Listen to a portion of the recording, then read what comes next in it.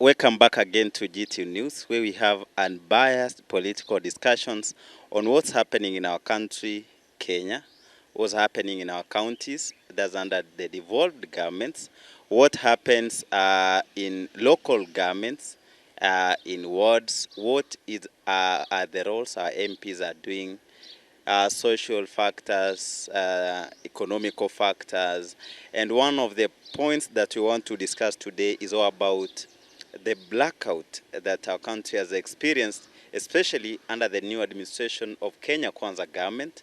It's not common to previous governments whereby we've been experiencing blackouts, but to this is bringing a whole debate in our country, Kenya. Thank you. My name is Emmanuel Bosire, and I have two gentlemen here. On my left, we have Geoffrey Machoka. Geoffrey, how are you? I'm fine, Mr. Emmanuel, Yes. and it is a high time for me to be here, and it's great pleasure at least to come and share the rising matters inside the county and at large the national government. And this is Geoffrey Machoka. He has did about analytical chemistry, and he's a gentleman who has a good mastery about politics and current affairs. On my far right, I have one of the common figures you've seen in YouTube in our political discussions. He's going to tell us his name.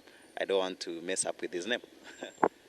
Thank you, Emmanuel. I'm Edwin Ondieki from Bonchari. I'm here to discuss on matters arising as per this nation and governance is concerned. Yeah, so he's vibrant. Edwin Ondieki comes from Bonchari constituency, and Geoffrey comes from Nyaribari Masaba constituency. And today, my gentlemen, we want to have these discussions.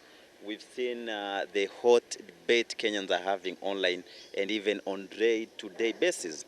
Have you ever experienced blackout in your home where you stay, and how does it affect you as an individual? How does it affect you on day to day? Having power blackouts is very normal, but to which extent and to which levels does this event or this occurrence exist? The problem is about governance, and of course, when the power goes, it affects an individual at personal level. You know, unaweza pata mtu hata alikuwa kwa mashine ya hiyo ya anaitwaje, hiyo power ICU, power supporting machines. So when ukiona power inaenda for a long period of time, it is affect an individual and people's lives. All right. Now, you personally, how does the power blackout affect you? You know, maybe you have a business, a communication to make, and then you don't have the power to control it. Yeah, personally, when power goes, it can affect my normal schedules and programs. One, no communication. Two, no proper studies, because unaweza pata wanafunzi wako kwa hiyo nyumba ama niko na watoto wangu wanasoma. They depend on that light kusoma. And two, and three, I mean, unaweza pata hiyo light is the same light na hata natumia kwa ufugaji wangu wa kuku na vitu zingine. So hatchery, that is.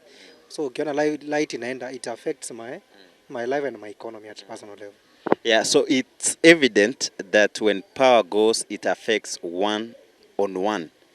First, on individual basis, two, extended to business, and three, extended to the entire country at large. Geoffrey, how does the power blackout affect your day-to-day operations? Just as a matter of fact, for example, that when blackouts come, it founds many people as at large. Unaweza pata simu yangu iko 1% and all of a sudden ienda off. So it hinders the transaction inakuwa low. In terms of business, transaction inakuwa low. Unapata mtu amekwama. Many transactions tunafanya through the phone. Now without the phone we can't tuwezi fanya hivyo. Unapata blackout ikienda, you are unprepared. There is no way you can be able to charge. So simu blackout ikishaenda, obviously kila kitu kinarudi chini. And the other matter somewhere else I can be able to say, unapata security issues like this country now, for example, wakati stima inaenda Kenya mzima, you don't know what is happening in between. that is the time whereby you will find that maybe majambazi uingilia ama vitu vingi ufanyika without your concern. Vitu vingi vinaharibika, ukienda kuulizia kuna mwenye utaulizia. KPLC nakwambia power interruption, maybe wait for 5 hours so that it can be recovered. Everything inakuwa hindered. So as a matter of fact, serikali inafaa kuangalia isi kitu. KPLC in this regime yenye tumefikia sasa hii, stima inaenda anytime, at any time stima inaweza enda na hakuna kitu tunafanya. Now, you know, we have KenGen as the main producer of electricity in our country. And then Kenya Power Lightning Company acts as a transporter, actually, the one linking Kenyans from the source to the users. Now, whom do you think we are to blame for the blackout as a country? Whom should we blame? One is governance. Poor governance leads to poor service delivery. Ukiona government yenye iko concerned na watu wake, service delivery inakaanga mbaya. Two is monopoly. Ukiona mtu kama Ndindi Nyoro akona shares more than 80%, meaning Ndindi Nyoro can decide what to happen, when and how. And three is government to people. That is, unapata government kuna kitu inataka kuiba kutoka kwa mafuta. Like now they said terminal A ilikuwa interchange na terminal E. That is just lying Kenyans. But indeed kuna vitu hapo government ilikuwa inataka kupora. They delivered whatever they did. They pocketed whatever they wanted to pocket. But the effect is monopoly. Kenya Power has actually gone beyond levels. Unapata mtu mmoja akona shares beyond the shareholders na wale the managing director. So we expect like Kenya Power, a government inaweza kuwa na shares za juu, but unapata individual akona shares za juu. Na these individual ndiye atakuwa decision maker, because you cannot decide.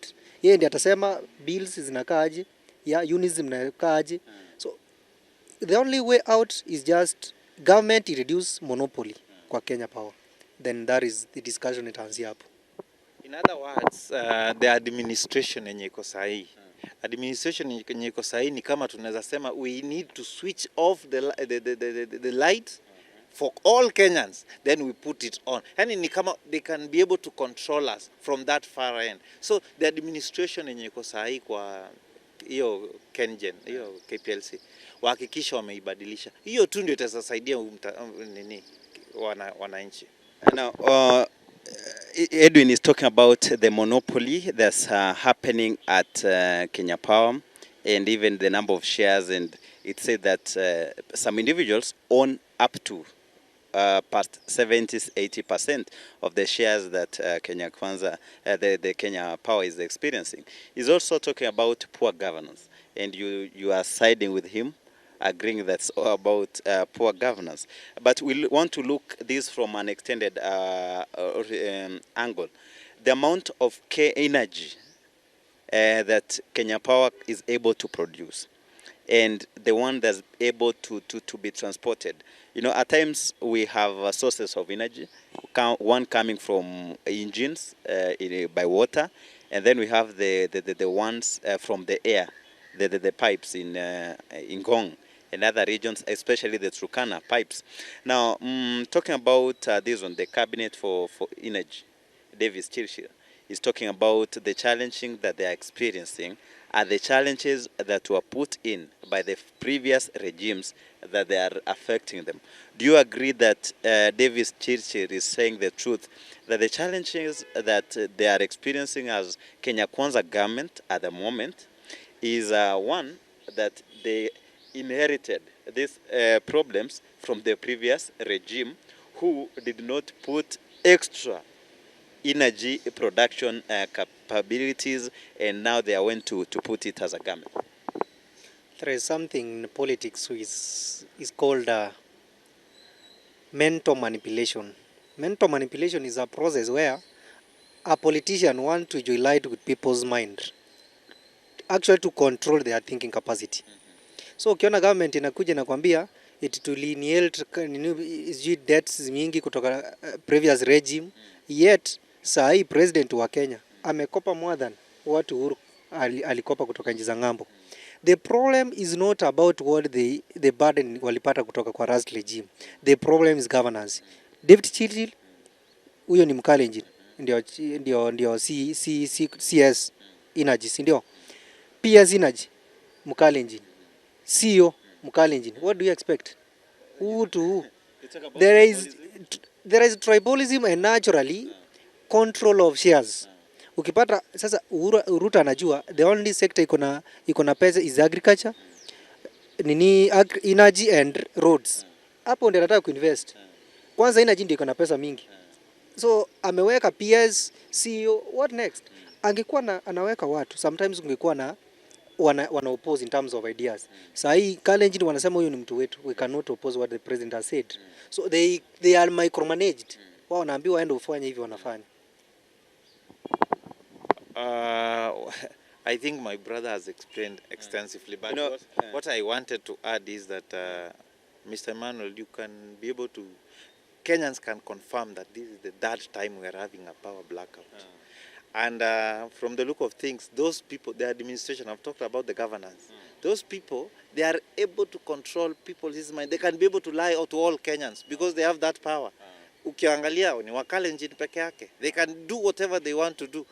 But we don't know exactly what is happening. Because for the third time, Baka JKA, pia, still, they raised concern that kulikuwa na blackout, they were warned, and still, hii ya jana, kulikuwa na the same issues. So we do not understand what is still happening. As far as Kenya Kwanza government is trying to manage us, is trying to mislead every Kenyans, we are not going to at least accept this kind of governance. It's inatutupeleka kwa mto. For the first ever time, hii regime ndio tumeona stima inaenda for the first time. Inaenda mara 3 kwa miezi ngapi? Miezi 3. Including even the airport. So to add on that, we are having an entrepreneurs regime. We don't have leaders. Other regime tuko nayo saa hii kiongozwa na Ruto wenyewe. Ni regime iko kwa business. They want to make money. They don't need any service delivery. They don't care about what they are delivering to the people. Whatever they are doing is just to make money. Through taxation, through nonsensical bills. Ulisikia saa hii wamepitisha vitu mingi hapo. But ukiangalia energy, hata stima kuenda, they want to punish a few. Next utasikia 5 tons of ama even a million tons of energy ama petroleum zimepotea. When the other day after stima kupotea, JKA Murkomen alikimbia huko. Even alitoa watu kwa kazi. Akasema tumeweka generator. Hiyo generator ilikuwa wapi? Si stima ilienda. Meaning this regime by the way is not concerned about service delivery to the people. Nor concerned with anything concerning development. They are just out to make money. Now, should we have an alternative?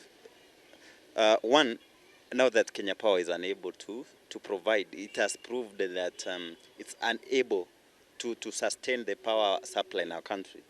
Do you see the sense of having an alternative in this scenario? And if this alternative, which one? And how are we going to bring in an alternative that's going to help us? Okay, I can, as much as sina breakdown ya hizo kampuni zingine ambazo zinafaa kuintervene, ziingilie, zilete another source of energy yenye tunaweza pata, itusaidie, but I'm pleading to the government. Kama imeshindwa kama blackout ndio inaweza kuwa biggest issues hapa. Wacha waangalie kuna stima watu tunatoa Uganda ama wapi? At least other parastatals ziingilie ndani, ziweze kutusupply na energy ambayo in case hii kutakuwa na power blackout in our country, kuna kuwa na alternative, yani uninterruptible power supply, yani inaweza anza automatically, si ati kuna kuwa na power blackout all through. And then I think that is how I can be able to say. So you can see that for sure we need to have a steady supply of power in our country. And those in administration, the two gentlemen here, have helped us to understand on the essence of having a steady supply. So pointing out the key takeaways is about monopoly. that it should be looked at that we don't have a lot of monopolization in Kenya Power and KenGen. Talk about the CS of energy sector, the PS, and those working in that department. Now that all of them, our majority, come from Rift Valley, and they're pointing out that to be tribalism. And another one talking about moving with time. The trends at the moment, countries are moving out to get new sources of energy and even bringing out. Thank you, Geoffrey and Edwin, for having these wonderful and biased discussions about the economic sector and more especially about the energy sector. We look upon having you in more other discussions.